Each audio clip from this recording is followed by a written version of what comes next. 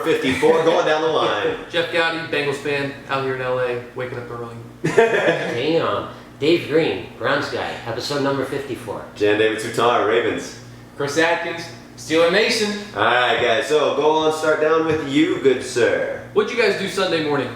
I slept. I woke up at 6 in the morning to watch an excruciatingly long game end in a tie. Bengals inconsistencies are starting to really bother me. Let's just start off first drive of the game. 7:22-minute long drive, ends in a touchdown. Bengals didn't even try to keep up with this time of possession game. The power run game, the hurry-up power run game was working early. Stick with it. Watch this Gio run for a touchdown, looked good, got a couple of great blocks from Zeitler and Bowling, even battled the face mask, still got the touchdown. Don't just get the defense back on the field. Don't turn this into a shootout when you can wear them down. The defense was exhausted and he's so sad sounding. You sound so sad. The tie is as bad as lost. He went into London against Washington. No, yeah. Thinking you were going to whip their ass. Yeah. And a tie is as bad as a loss. Man, kickers are a bitch, Plus, right? this is a rough year for kickers. I want to talk about Josh Norman and AJ Green first, though. This man is ridiculous. He is hallucinating. He talks in the press conference about that ref is terrible. When he watches the replay, I wonder how many shoes he's going to have in his mouth. Watch AJ Green completely destroy him for a huge grab. It was going to be a touchdown. If he's tugging on the jersey so hard, it's about to rip off. The entire game, Josh Norman's slapping faces, pulling, and then he's complaining about getting singled out. No fucking way, dude. Yeah, no. Watch that footage. Anybody will tell you got beat. Yeah. All right. AJ played an awesome game. AJ had a great game. AJ Green was insane. 9 for 121, no TDs. Tell you what's really nice, having Eifert back. These seam plays, like this seam touchdown you're about to see, is a much needed addition to the team. Wow. It's huge. On top of that, we had Dalton. We had good Andy and bad Andy.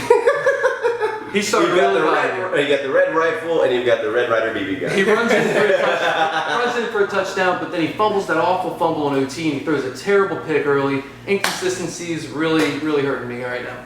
How does it feel to have more ties than playoff wins? That's a good burn. You have to put that on you, Marvin. You have to take that shit. I've been defending Marvin for too long. Yeah, I mean, A couple of bad challenges by Marvin. that's the thing. Like, how long before? He really does. I mean, how long before like he's really on the hot seat? Because for me, it's this season. Mike Brown is a stubborn man. Is he? 8 more weeks. 8 more weeks. That's true. One last thing, the Jeremy-Gio tandem is remaining productive. They're both seemingly capable of being, lights out quick and then power up the middle. Use it to your advantage. All right, moving on to Browns. Alright, so last week I called Browns victory 21-17, and I think I was a tad bit off with the Browns 31-28. Let's get to the game real quick. Just like our buddy here said, talking about seam passes, first play of the game, McCown to Barnage, 32-yarder. Moral of the story right there, we were aggressive from the start. We were aggressive throughout the whole first half. Something happened, we got lazy, lackadaisical, whatever the case is, who knows. It's a good use of that word. Thank you. Yeah, was it the missed extra point or? Oh, no, that's right. That's fucking huge. Oh, okay, my bad. Ooh. Okay, Shots fired. So either which way, as I sit here and I've defended the Bengals numerous times, I want to take a shot from the Bengals. You're I'm right. gonna snort my beer. I'm just salty. He's salty. Yeah. You're a beverage. You're a beverage. Yeah. When you throw the ball the way he did right there in that first play, it opens up the running game. Crowell, he had a touchdown up the middle.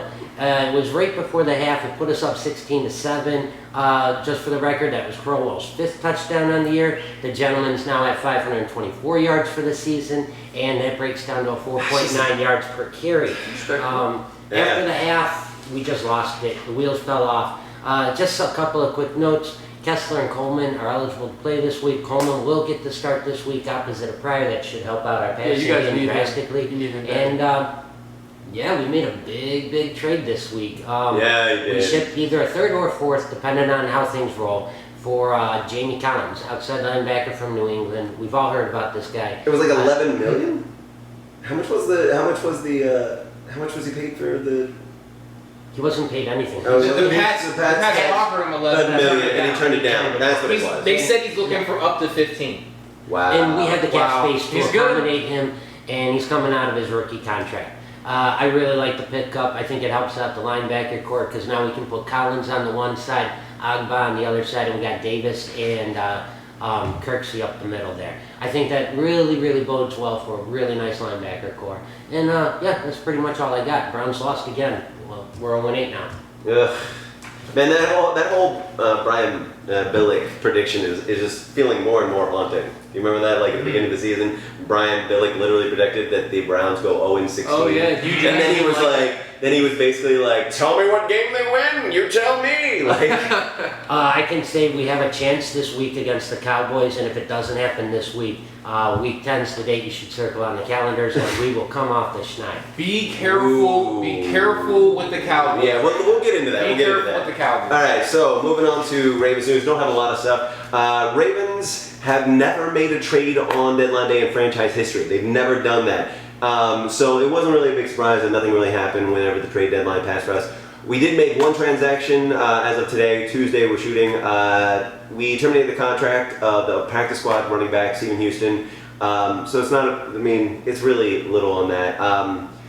You know, it's just like the trade deadline day for me is always one of those things where you're just waiting for Ozzy to actually possibly do something, and then he never does. And part of you's like, "Yay, we're sticking to tradition." Another part of you's like, "But there was shit out there that we needed, bro." There's some running backs and receivers out there. Yeah. White, I think, is still out there. Yeah, I mean, Terrell Owens wants to come back. Yeah, no, I'm good. I'm good. The only person really that like the nostalgia version of me really wanted to see come back was like I would have loved to have seen if Torrey Smith came back to Baltimore, and that's like he's not happy in San Francisco. No, he's not happy in San Francisco. But again, like Ozzy, we trust. So all right, that's pretty much it for Ravens news on this week. We're gonna get into the Steelers stuff later. You know, I don't have a whole lot of Steelers news, so I'm going to take this opportunity to talk about just some other things that are going on here. I did get up a little early to catch the tail end of that Bengals game, and I was just really disappointed with the clock management there in the end of the fourth and in that overtime. I really thought Kirk Cousins could have,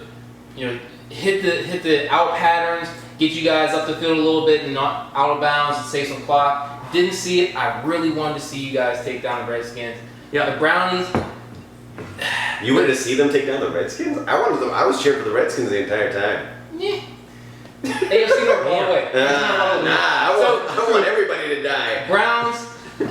The Browns just need a little bit of senior leadership there. Yeah. Because they had this game in hand. And they had a couple games in hand. Yeah.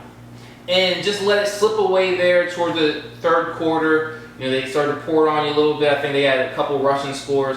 I really wanted to see you guys take that one home. I was going to wear my Browns shirt I got from Jerseys if you did. I'm still...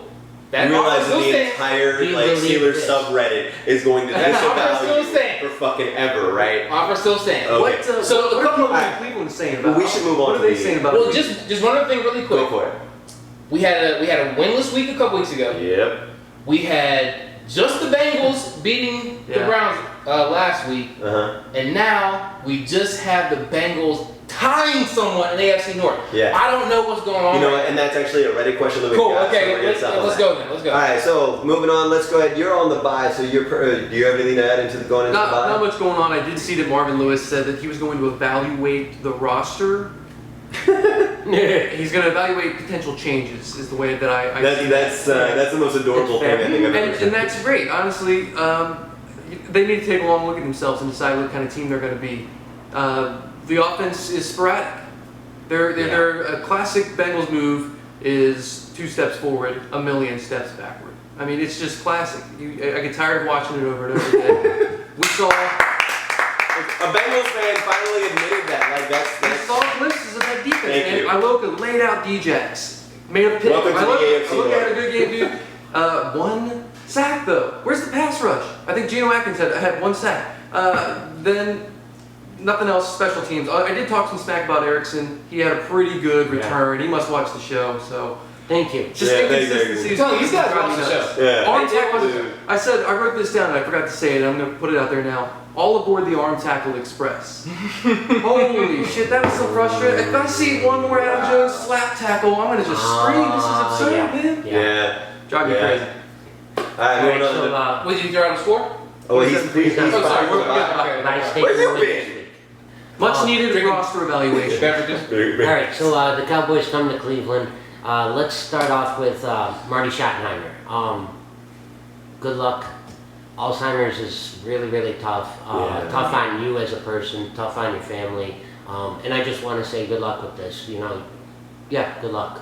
All right, so Browns Cowboys. Last time Dallas came to Cleveland was 2008. Derek Anderson was the quarterback that game, and the Browns lost 28-10.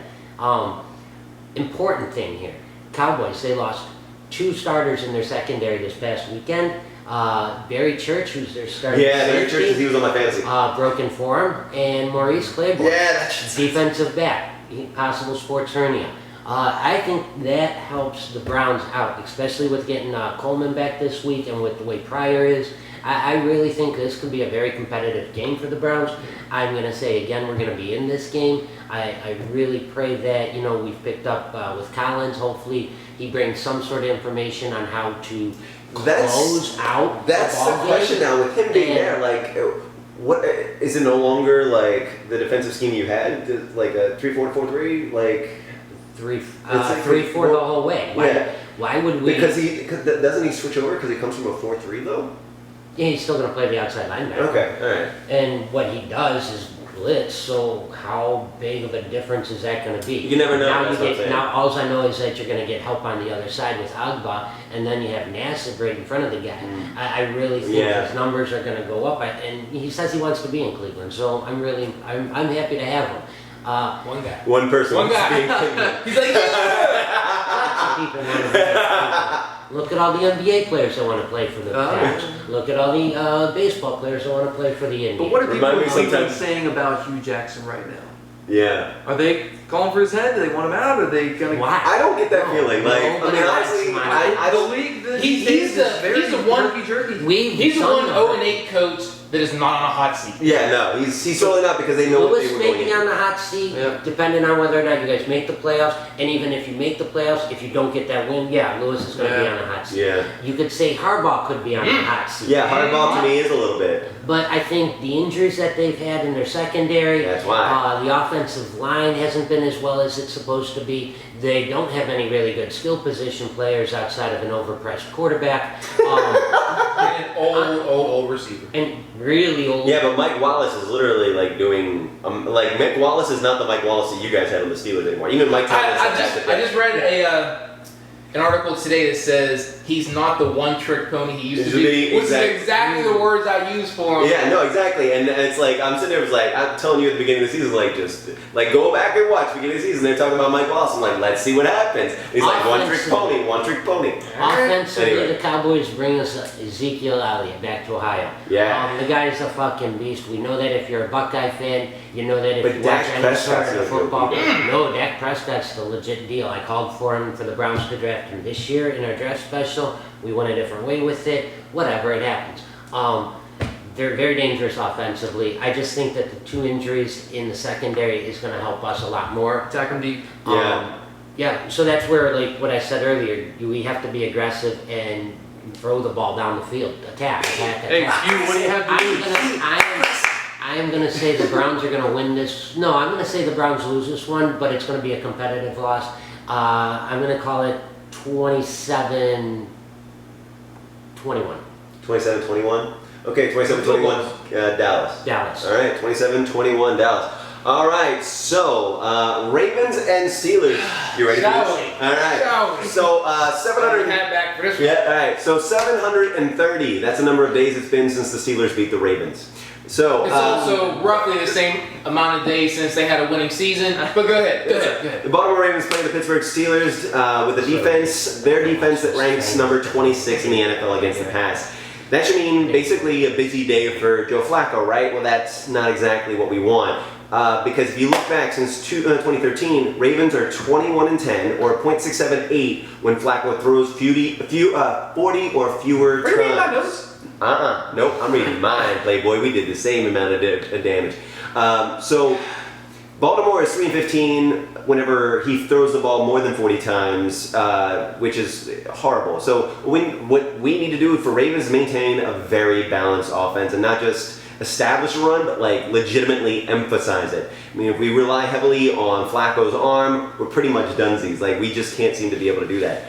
We got Yanda, Suggs, possibly Steve Smith, possibly Mosley, Stanley, maybe Elam. We're all waiting for the injury report that comes out tomorrow around noon. They're all expected back this week against the Steelers, but I'll have more about that here.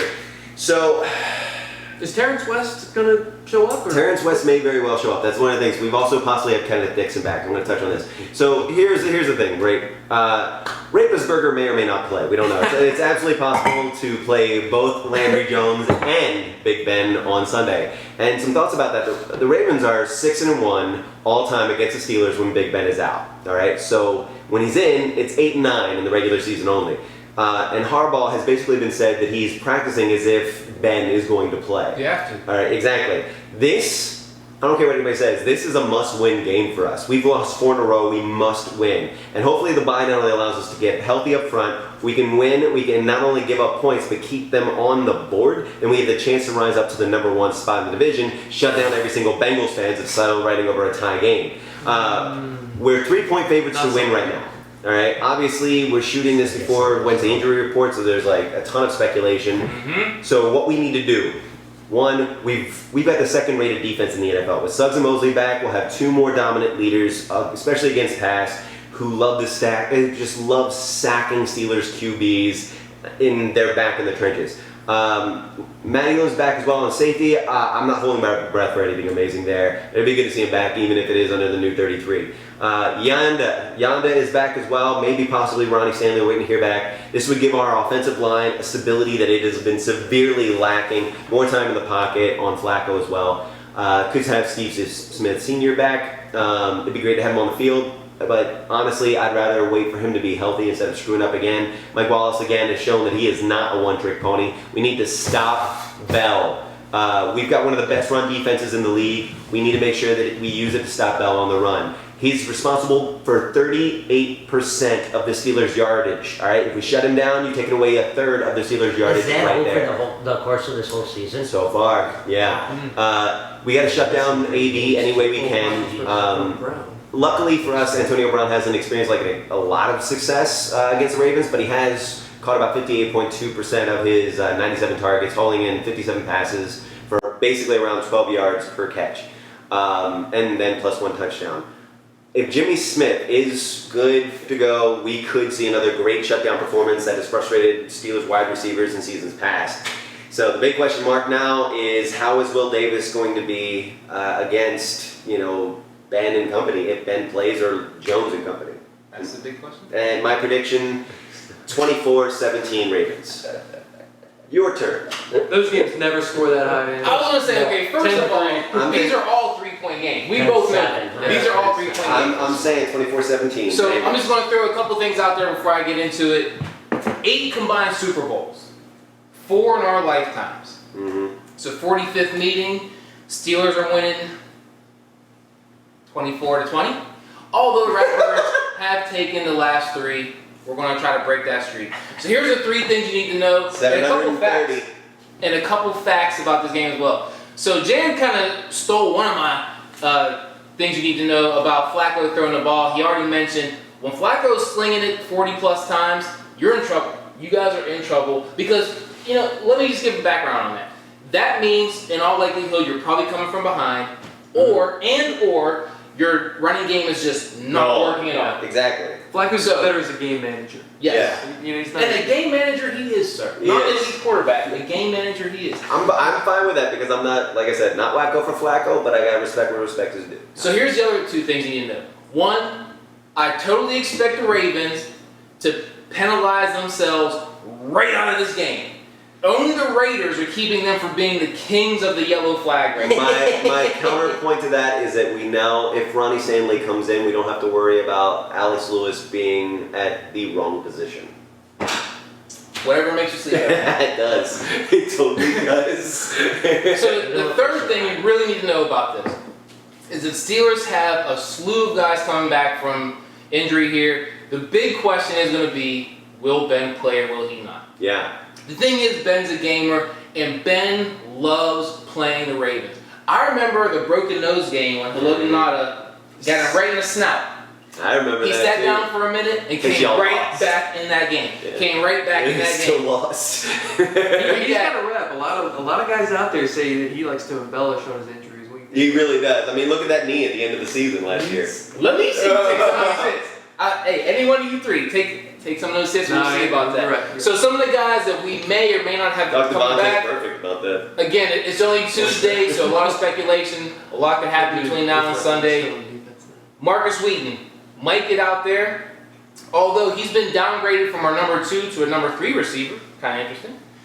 Cameron Hayward might get back out there on the field. If he is, then West is going to have problems running the ball. We have severely missed Cam in his past few games. I look forward to him getting back out there. Marcus Gilbert might get back out there, shore up that offensive line a little bit.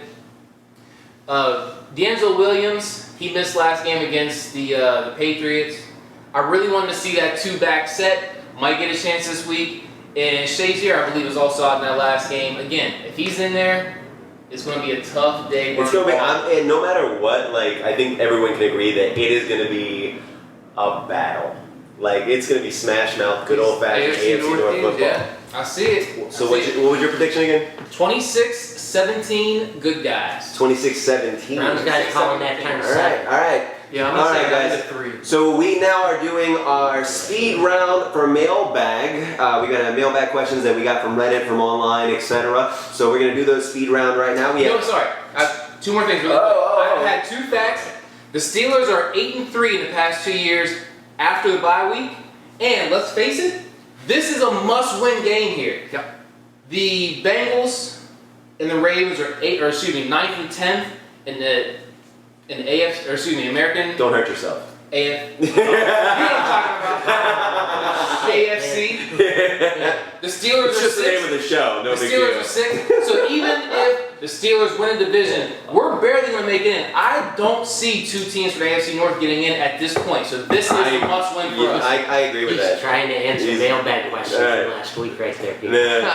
Well, some of them we didn't get to from last week. That's true. All right, guys. So we got 2 minutes to answer round. these questions. We have 10 seconds each to answer the question, and we are going. Again, this is mailbag questions from Reddit, YouTube, and the like. Ready and go. Number 1, Browns. Now that Coleman is back, what are your expectations for the rest of his season? Of his season, I think he plays healthy the rest of the way. I think we're going to get about 500 yards and about 4 to 6 TDs from the guy. Okay, cool. Number 2, Ravens. What current Ravens are top 10 of their position? Off the top of my head, Tucker, Yanda, Weddle, maybe Stanley. Those. 10's a lot, though. Yeah, 10. That's what I'm saying. Tucker definitely. That's a lot. Yanda definitely. Weddle definitely. Maybe Stanley. I have to really look at it. Number 3, Browns. Obviously, the big news in Browns Collins trade. This is actually going back to, does this affect us playing 3-4 or 4-3, which is the lineup the most, which we already answered earlier. 3-4. Yeah, 3-4. Stay right there. Exactly. How many more years without a playoff win can Marvin last? Honestly, this has got to be his last one. That's all I have to say. All about that. right. Next one. Does Dave know who his father is, or is it a Cleveland thing where they just assume it's Bernie Kosar to save face? Jack, it's either Bernie or it's Tony or it's Bernie. All right. Let's see. Here's a good one. What is one thing in the AFC North for all team that's holding everyone back? Inconsistencies both sides of the ball. Inconsistencies, yeah. Experience. Injuries. But I think that's across the league. So I think it's for us it's discipline. For us it's really discipline. All right, guys, that is our mailbag question. Our questions. Make sure you send them in to us right here at our AFC North mailbag. Just AFCNortherners@gmail.com. Hashtag mailbags, our subject line mailbag. You can also respond to us on Reddit, Twitter, at AFC Northerners as well. Want to thank our newest subscribers. They are Dr. Spangle. Thank you very much, brother. Really appreciate it. MLM Org. Thank you very much. Michael Marmion. Thank you. Joker WSS Arkham 21. He's Very cool. Definitely a gamer, dude. All right, brother. Thank you guys so much for joining us on this. Make sure you check us out next episode. Where are you going to be for the Bengals game? Are you going to be with Bengals West or We got 5 weeks. bye week? That's right. What am I thinking? Duh, James. Where you been, James? I've been hosting the show. All right. What about you? Sunday, I have a 3 o'clock shift, so I will be at home watching. Okay. I'll be off the next week though, and I'm hoping to make it down to Jersey's. Nice, nice. I'm going to be with the West Wing over in Big Wang's in Cahuenga in Hollywood if you're there. I really want to watch this game with Jan, but if Steelers fans out here in LA tell me where you guys are watching the game, I will come there. If like not, that. I'll be terrorizing the rapper. Steelers fans, help them out, man. Give them a place to I'll watch come to You someone's don't house. want I'll that's watch like, you right don't want over. them beaten down and stabbed and like shot and shit like that. Baltimore's real. That's Unlike Pittsburgh. All right, guys. Wow. Thank you guys so much. We'll see you next Thank week, you. and we're gonna sign off as we always do with "Fuck the Patriots." See Oh, ya. wait. We are at 400. Oh, my God, We're we're at killing 419 subscribers right now. I will personally reach out to number 420. Personally reach out What to are you number gonna 420. do? Yeah, what do you- Don't worry about it. That's what Be careful if stalkers you're say number before they 420. Steelers player pinch. All right, guys. See you guys next week. Bye. I don't know how to react. I didn't think it was possible to tie. I know there was a tie last week in Arizona, but I was like, how the heck they tie? You know, and now we know.